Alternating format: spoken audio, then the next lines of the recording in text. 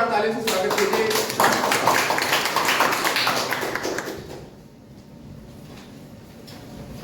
Look, Vic, I'm Rohit. I'm a big fan of your show.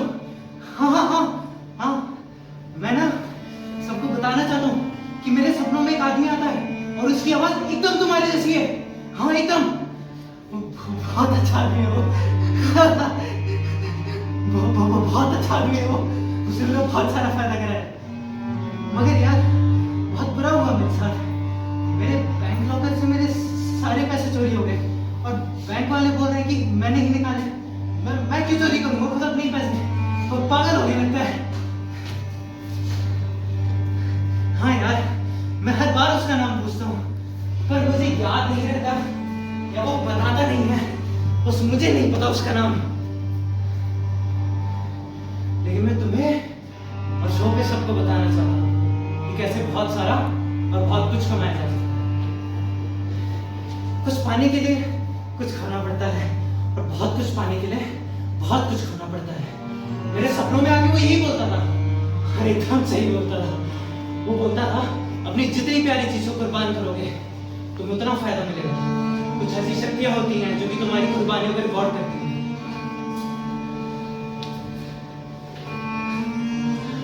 उसने मुझे बोला कि सबसे पहले अपनी बीवी से शुरुआत करो। वैसे भी साली सारा दिन चिक चिक चिक चिक चिक चिक करती रहती है।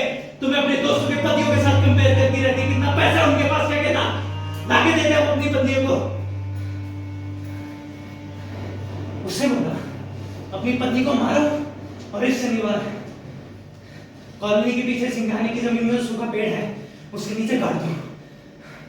लेकिन ये सारा का सारा काम 12 से रात को 1 बजे के बीच होना चाहिए और अगले हफ्ते उसी समय जाके जब तुम वहां खोदोगे तो तुम्हें मिलेगा तुम्हारा इनाम।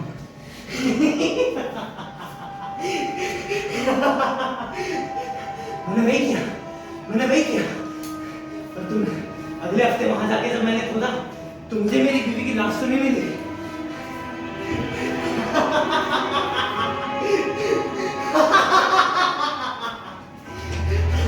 पर मिले एक काले बैग में 5 लाख रुपए। उसे ही था कुर्बानी का इनाम मिला और बहुत सारा मिला। उसने फिर बोला जब अपनी पत्नी की बात तुम अपने माँ बाप से सबसे ज्यादा प्यार करते हो उन्हें मारो देखो तुम्हें क्या होता है। वैसे भी उन्होंने कभी तुम्हारे सपनों में तुम्हारा साथ नहीं दिया। मारा पीटा। लेकिन कोई बात नहीं तुम भी आज की तरह एक आज बनना चाहते थे ना फेमस होना चाहते थे। कोई नहीं लो अपना इनाम। एक हाथ उसने सही कहा था एकदम।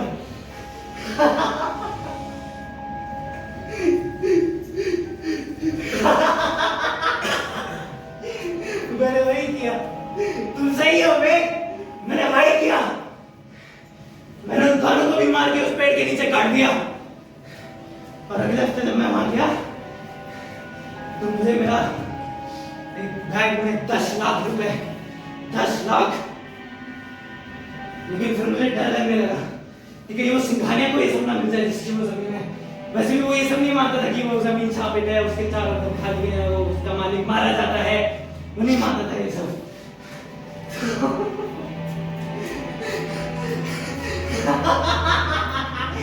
मैंने सिंघानिया को भी मार दिया।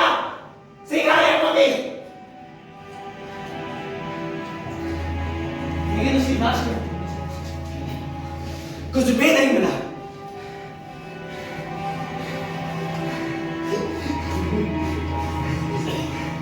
उसने फिर बोला मुझे कि अब तुम्हारे बच्चों की बारी है। वैसे भी वो भी कहा तुम्हारी इज्जत करते हैं तुम्हारी बीवी की तरह हमेशा तुम्हें दूसरों से कंपेयर करते रहते थे कि उनके पापा ये उनके पापा वो। तुम्हारी बीवी ने उनको भड़का दिया पता नहीं क्या क्या। उनको मारो और लो अपना इनाम। लेकिन मैं सिर्फ मैंने नहीं मारा क्योंकि बीवी की मौत के बाद बेटी ननिहाल से वापस नहीं आई थी। लेकिन अगले हफ्ते जब मैं गया और मैंने वहां खोदा तो मुझे सिर्फ मेरे बेटी की लाश मिली। मुझे पैसे नहीं मिले पैसे। उसने बोला कि तो हमें कुर्बानी देनी होगी।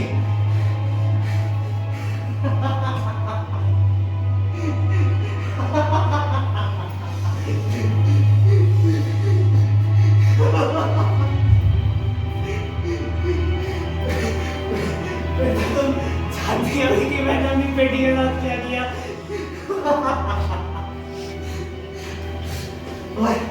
और फिर मुझे मिले 20 लाख रुपए, पूरे पूरे 20 लाख रुपए। मैंने सही किया विवेक? हाँ हाँ विवेक, बोलो विवेक, मैंने सही किया ना? हाँ तुम चुप क्यों विवेक? मैं भी तुम्हारी तरह अमीर बनूंगा विवेक, बोलो ना विवेक, विवेक विवेक।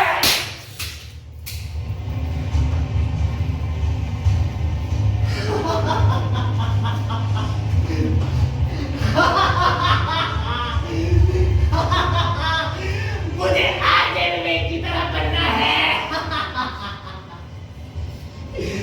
मैं तुम्हारी तरह बनूंगा।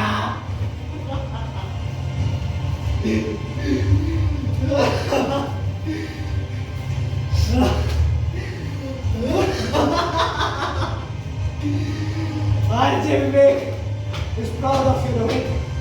RJ Vivek is proud of you.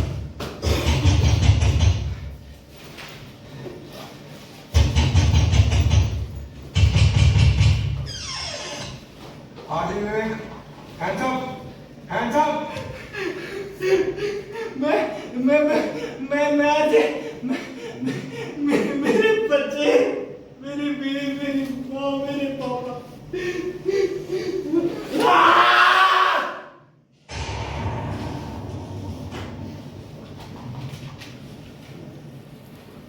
Prime time at news station.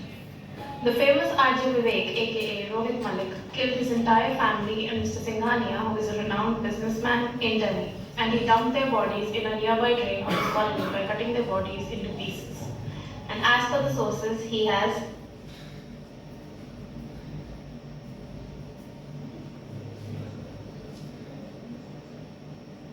Escaped.